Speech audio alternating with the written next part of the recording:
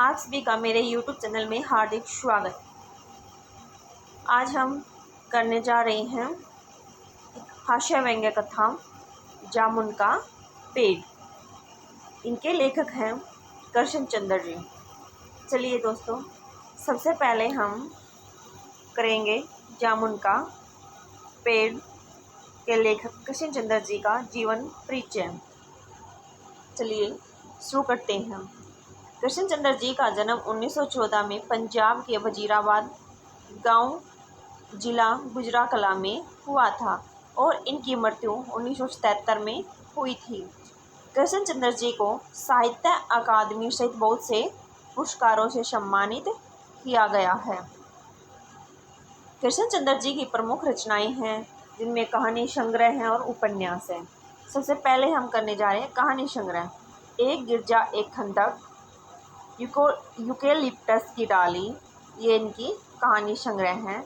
अब देखते हैं इनके उपन्यास। शिकस्त, जर गांव की रानी, सड़क वापस जाती है, आसमान रोशन है, एक गधे की आत्मकथा, अन्नदाता, हम वहशी हैं, जब खेत जागे, 52 पत्ते, एक वायलिन समंदर के किनारे, कागज की नाव, मेरी यादों के किनारे इत्यादि। प्रेमचंद जी के बाद जिन कहानीकारों में कहानी विद्या को नई ऊंचाइयों तक पहुंचाया, उनमें उर्दू कथाकार कृष्ण चंद्र का नाम भी प्रसिद्ध है। प्रगतिशील लेखक संघ से इनका गहरा संबंध था, जो इनकी रचनाओं में स्पष्ट रूप से झलकता है। कृष्ण चंद्र जी की प्राथमिक शिक्षा पुंछ, जम्मू कश्मीर में हुई। उच्च शिक्षा के लिए वे 1930 में लाहौर आ गए और फार्मेन क्रिश्चियन कॉलेज में प्रवेश लिया। 1934 में पंजाब के विश्वविद्यालय से उन्होंने अंग्रेजी में MA किया। बाद में उनका जुड़ाव फिल्म जगत से हो गया। अंतिम समय तक वे मुंबई में ही रहे। कृष्ण चंद्र जी ने उपन्यास, नाटक, रिपोर्टाज और लेख भी लिखे हैं, लेकिन उनकी पहचान कहानीकार के रूप में अधिक हुई है।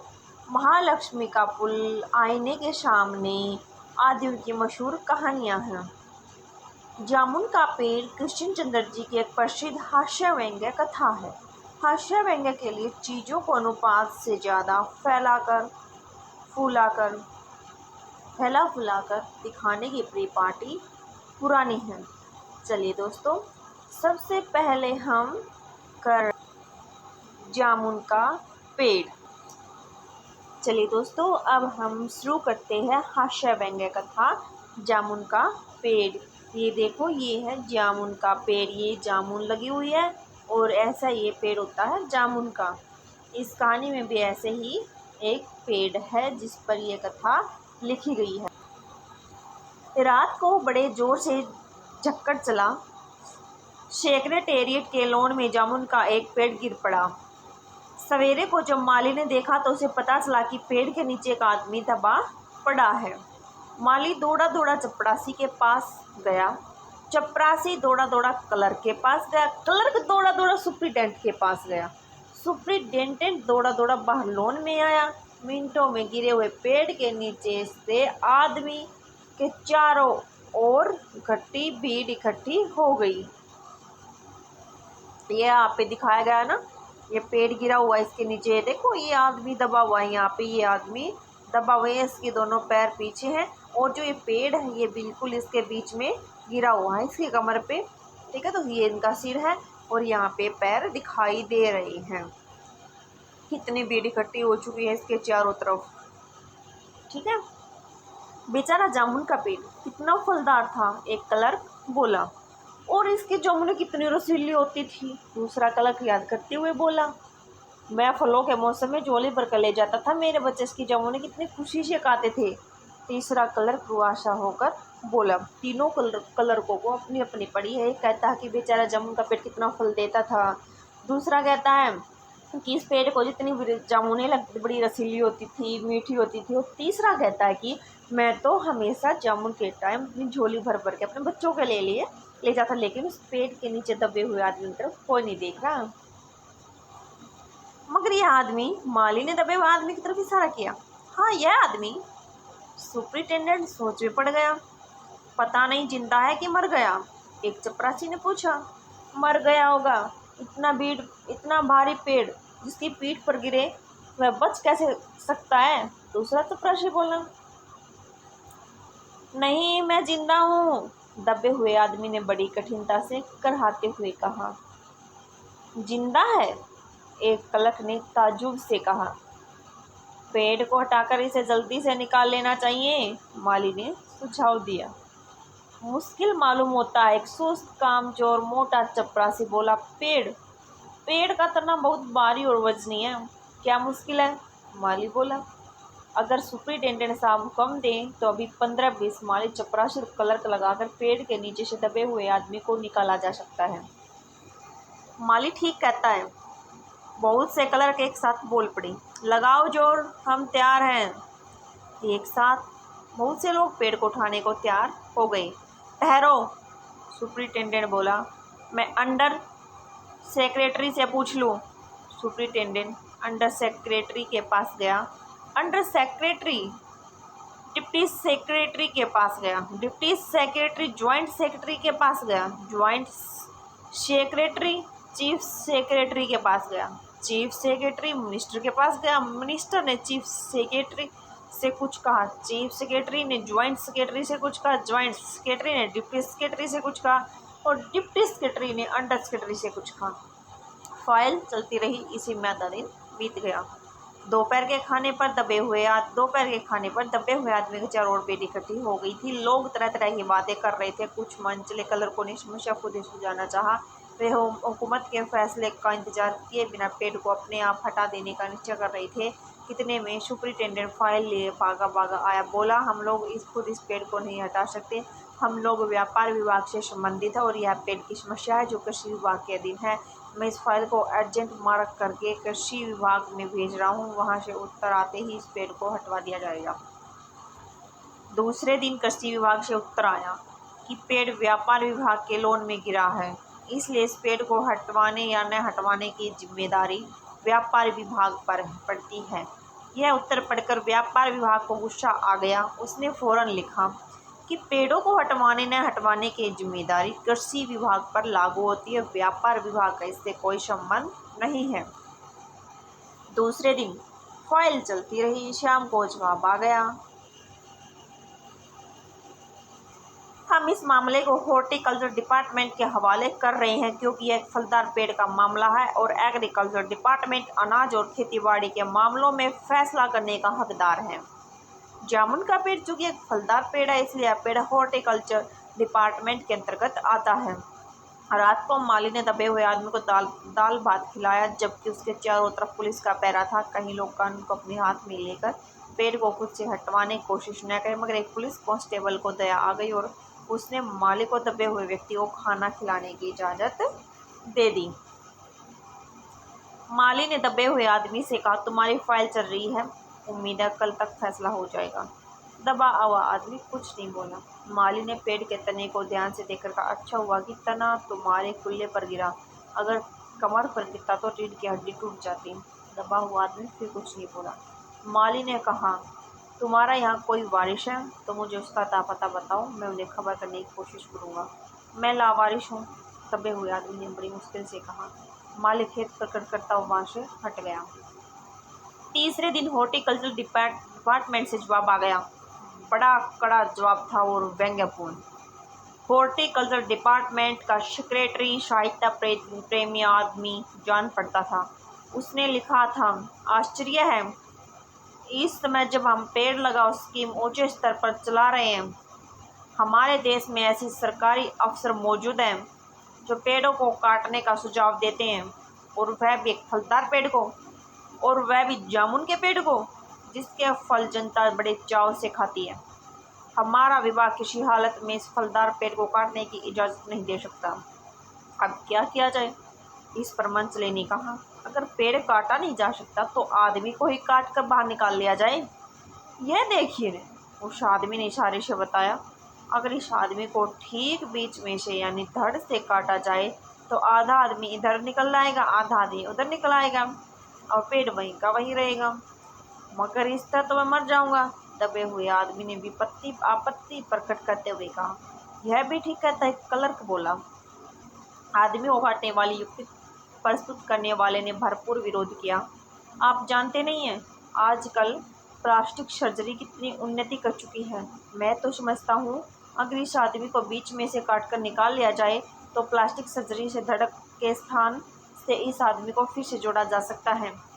इस बार फाइल को मेडिकल डिपार्टमेंट में भेज दिया गया। मेडिकल डिपार्टमेंट ने फौरन एक्शन लिया और जिस दिन फाइल उनके विभाग में पहुंची उसके दूसरे दिन ही उन्होंने अपने विभाग का सबसे योग्य प्लास्टिक सर्जन छानबीन के लिए भेज दिया।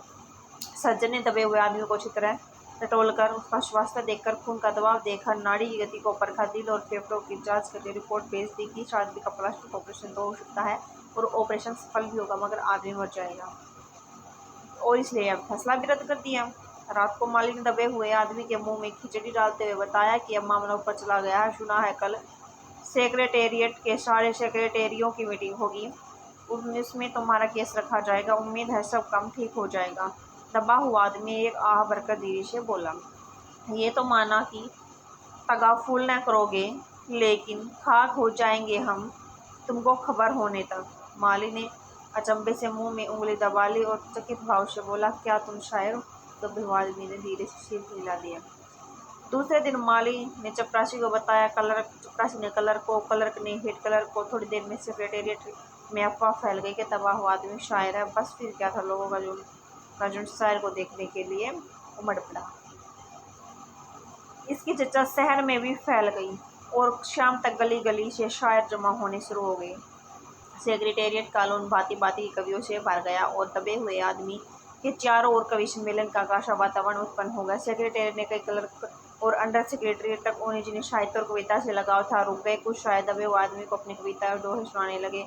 कई क्लर्क उसको अपनी कविता वर्णन करने को मजबूर करने लगे। जब पता चला कि दबा हुआ आदमी एक कवि है, सेक्रेटेरिएट की जब कमेटी ने फैसला लिया कि चूंकि दबा हुआ आदमी कवि है, इसलिए इस फाइल का संबंध एग्रीकल्चर डिपार्टमेंट से है, न हॉर्टिकल्चर डिपार्टमेंट से, बल्कि सिर्फ कल्चरल डिपार्टमेंट से है। कल्चरल डिपार्टमेंट से अनुरोध किया गया कि जल्द से इस मामले का फैसला करके अभागे कवि को इस फलदार पेड़ से छुटकारा दिलाया जाए। फाइल कल्चरल डिपार्टमेंट के अनेक विभागों से गुजरती हुई साहित्य अकादमी के सेक्रेटेरिएट के पास पहुंचे। बेचा सेक्रेटरी उसी समय अपनी गाड़ी में सवार होकर सेक्रेटेरिएट पहुंचा और दबे हुए आदमी से इंटरव्यू लेने लगा। तुम कवि हो? उसने पूछा। जी हाँ, दबे हुए आदमी ने जवाब दिया। किस उपनाम से शोभित हो? ओस। ओस? सेक्रेटरी जोर से चीखा। क्या तुम वही ओस हो जिसका गद्दा संग्रह ओस के फूल अभी हाल में ही प्रकाशित हुआ है? दबे हुए आदमी ने कहा, हाँ। क्या तुम हमारे अकादमी के मेंबर हो? सेक्रेटरी ने पूछा। नहीं। आश्चर्य। सेक्रेटरी जोर से चीखा, इतना बड़ा कवि, ओस के फूल का लेखक, और हमारी अकादमी का मेंबर नहीं है? उफ, कैसे भूलोगे हमसे? इतना बड़ा कवि और कैसी अंधेरी गुमनामी में दबा पड़ा है। गुमनामी में नहीं, एक पेड़ के नीचे दबा हूँ। कृपया मुझे इस पेड़ के नीचे से निकालिए, अभी बंदोबस्त करता हूँ। सेक्रेटरी फौरन बोला और फौरन उसने अपने विभाग में रिपोर्ट की। दूसरे दिन सेक्रेटरी भागा भागा कवि के पास आया और बोला, मुबारक हो, मिठाई खिलाओ, हमारे सरकारी सहायता अकादमियों ने तुम्हें अपनी केंद्रीय शाखा का मेंबर चुन लिया है। यह लो चुनाव पत्र। अगर मुझे इस पेड़ के नीचे से तो निकालो, दबे हुए आदमी ने करहा कर कहा। उसकी सांसें बड़ी मुश्किल से चल रही थी। उसकी आंखों से आंसू मालूम होता है कि वह घोर पीड़ा दुख में पड़ा है। यह हम नहीं कर सकते, सेक्रेटरी ने कहा, और जो हम कर सकते थे वह हमने कर दिया। बल्कि हम तो यहाँ तक कर सकते हैं कि अगर तुम मर जाओ तो तुम्हारी बीवी को भी शिफा दे सकते हैं। अगर तुम दरख्वास्त दो तो हम वह भी कर सकते हैं। मैं भी जीवित हूँ। कवि रुक रुक बोला, मुझे जिंदा रखो, मुसीबत यह है। सरकारी सहायता अकादमी का सेक्रेटरी हाथ मलते हुए बोला, हमारा विभाग सिर्फ कल्चर से संबंधित है। पेड़ काटने का मामला कलम दवात से नहीं, आर्य कुल्हाड़ी से संबंधित है। उसके लिए हमने फॉरेस्ट डिपार्टमेंट को लिख दिया और अर्जेंट लिखा। शाम को माली ने आकर दबे व्यक्ति को बताया, कल फॉरेस्ट डिपार्टमेंट के आदमी आकर इस पेड़ को काट देंगे, तुम्हारी जान बच जाएगी। माली बहुत खुश था। दबे हुए आदमी का फसल जवाब दे रहा था, मगर वह किसी न किसी तरह अपने जीवन के लिए लड़े जा रहा था। कल सवेरे तक किसी न किसी तरह उसे जीवित रखना है। दूसरे दिन जब फॉरेस्ट डिपार्टमेंट के आदमी बारी कुल्हाड़ी लेकर पहुंचे तो उसने पेड़ को काटने से रोक दिया। मालूम हुआ कि विदेश विभाग से हुक्म आया था कि पेड़ को न काटा जाए। कारण यह था कि पेड़ को 10 साल पहले पिटोनिया राज्य के प्रधानमंत्री ने सेक्रेटेरिएट के लोन में लगाया था। अब अगर यह पेड़ काटा गया तो इस बात का काफ़ी अंदेशा था कि पिटोनिया सरकार से हमारे संबंध सदा के लिए बिगड़ जाएंगे। मगर एक आदमी की जान का सवाल है, सिर्फ एक क्लर्क चिल्लाया। दूसरी ओर जो दो राज्यों के संबंध का सवाल है, दूसरे क्लर्क ने पहले क्लर्क को समझाया। और यह भी तो समझो कि पिटोनिया सरकार हमारे राज्य को कितनी सहायता देती है। क्या हम उनकी विनम्रता की खातिर एक आदमी के जीवन का भी बलिदान नहीं कर सकते? कवि को मत जाना चाहिए। निसंदेह अंडर सेक्रेटरी ने सुपरिटेंडेंट को बताया, आज सवेरे प्रधानमंत्री दौरे से वापस आ गए हैं। आज 4 बजे विदेश विभाग इस पेड़ की फाइल उनके सामने पेश करेगा। जो वे फैसला देंगे वही सबको स्वीकार होगा। शाम के 5 बजे सुपरिटेंडेंट कवि की फाइल लेकर उसके पास आए। सुनते हो, आते ही खुशी से फाइल चला। प्रधानमंत्री ने इस पेड़ को काटने का हुक्म दे दिया और इस घटना की सारी अंतर्राष्ट्रीय जिम्मेदारी उनके अपने सिर पर ले ली। कल यह पेड़ काट दिया जाएगा। अब तुम इस संकट से छुटकारा हासिल कर लोगे। सुनते ही आज तुम्हारी फाइल पूर्ण हो गई है। मगर कवि का हाथ ठंडा था। आंखें पुतलियां चिड़ियों की एक लंबी पात उसके मुंह में जा रही थी। उसके जीवन की फाइल भी पूर्ण हो चुकी थी। जी दोस्तों, ये हमने एक कथा की जो है व्यंग्य कथा है, और इसके जो क्वेश्चन आंसर है वे हम अगले वीडियो में करते हैं। तब तक के लिए नमस्कार।